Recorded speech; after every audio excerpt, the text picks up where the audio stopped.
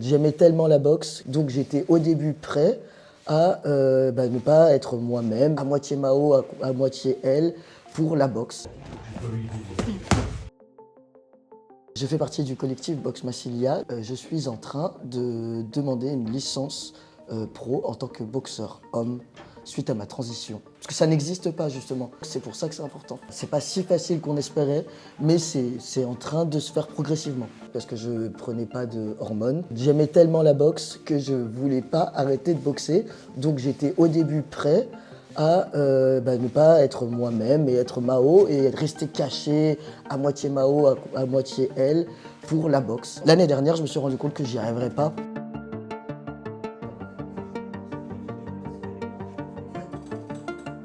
La finale des championnats de France, elle était faite donc le vendredi c'était les femmes et le samedi c'était les hommes.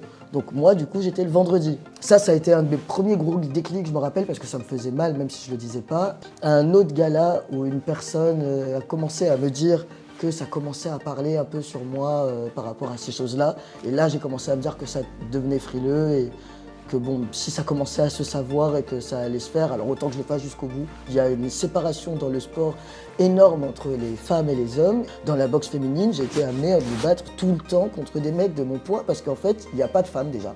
Et ils m'ont déjà mis KO, ils m'ont fait saigner, j'ai eu des blessures aux côtes, enfin plein de choses en tant que boxe féminine. Donc je vois pas pourquoi il m'arriverait pas pareil en boxe masculine et voilà. On y va plus intensif parce que du coup on dit bien que je suis un homme donc eux ils peuvent frapper plus fort du coup.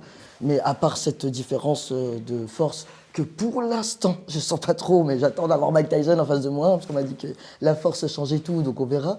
Après quand je regarde les vidéos et les commentaires de boxeurs sur le sujet, boxeurs et boxeuses sur le sujet, c'est plutôt en mode une femme ne sera jamais un homme et un homme ne sera jamais une femme. Bon, pas très ouf, mais moi, en tout cas, on m'a rien dit. J'ai toujours été un enfant très en colère, on va dire, mais je ne savais pas que c'était la boxe ma destinée. Et en fait, à Nice, parce que j'ai fait mes études à Nice, j'avais une copine à l'époque avec qui on s'est fait agresser. Et à partir de là, ça a été une obsession de chercher une salle de boxe. Je voulais absolument apprendre à me défendre à la base.